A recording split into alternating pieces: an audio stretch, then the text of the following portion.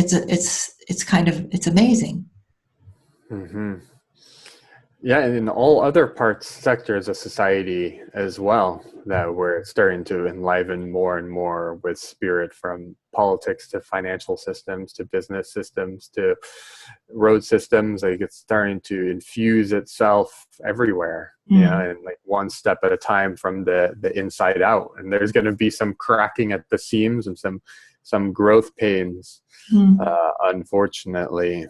And there's a lot of suffering still happening in the world, even that I've witnessed, because I grew up in the Middle East, so I go there often, and I've been to third world countries. Even though I grew up in a privileged household, I still seen and felt and witnessed what's still happening in the world. And so I know we have a long way to go, but I have such deep hope, because I'm seeing people wake up in every sector of society, for even within the wealthy, super wealthy classes. The new generations are starting to really take the lead on transforming how they operate. So I'm excited and enthused by where we're headed. Yeah, and maybe bringing it back to the very things that you are doing.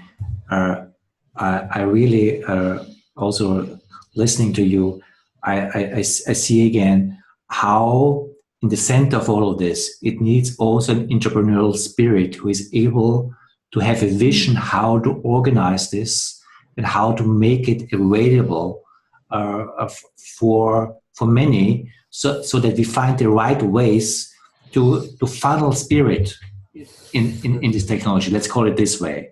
And that's I find what you seem to do and brilliantly what your background allows you to do, and what your connection to spirit allows you to do, in order to find ways, because there are so many ways how not to do this, in many ways, where you can get lost on all levels and basically not organizing anything, or flattening it out, losing spirit, just making a new kind of business out of it that's nothing but a business. There are always you can go astray in this kind. So it needs someone who really knows how to also work the technology, also has an understanding of how we as humans work, so that we can come together, and also how, if I may say so, spirit works, so that we bring this together and find new forms of fusion. So I think what you seem to be pioneering here is one of these crystallization points, where these different dimensions find a good fit in order for people to develop whatever comes next out of this. And in what you are doing, where do you see these next steps? Where do you see that you or others can take steps in order to amplify what you're doing already, what we are doing already, to really allow this to become a form of awakening? Well, my next step is to find a way to build and launch these movements based in spirit and also in action, in a way that also generates revenue.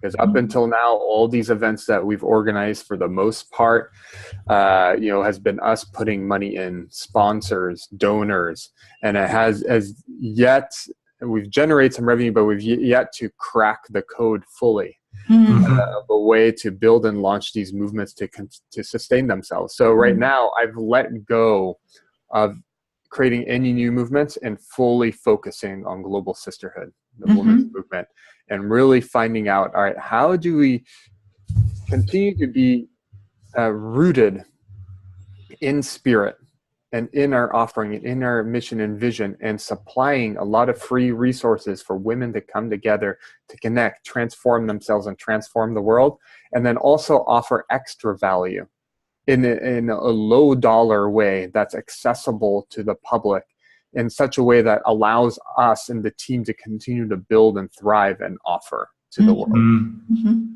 And then the next step after that is, how do we build the platform in such a way for all the women within the network to be able to share their wisdom with the world and generate revenue for themselves? So creating like a marketplace for the transformational leader to build their own little system for creating revenue for themselves by sharing their wisdom. Because that's the number one thing, is like, as we start awakening, we want to share.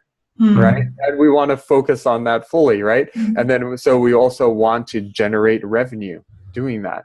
And then the feminine force by nature is not structural and doesn't understand tech and doesn't, for the most part, understand the systems of marketing. So our goal is to create the tech, create the training, create all the systems of marketing for the rising woman who wants to come in and then share her voice with the world and generate right livelihood for herself. So that's phase for us. Wow. What got you hooked into the Global Sisterhood? What is it that is, someone asked that they'd love to ask you, what's it like being a man who is helping create this global movement for women's empowerment? What's that? How does that work? It's very humbling for me because before the Global Sisterhood, I was like, us at Unify were just like mostly masculine, like 90% of the team members were men. And we're working nonstop from morning to night, pushing, like we're organizing global consciousness and global meditation, but driving ourselves into the ground, and like even like having, lots of our father patterns come up with each other, and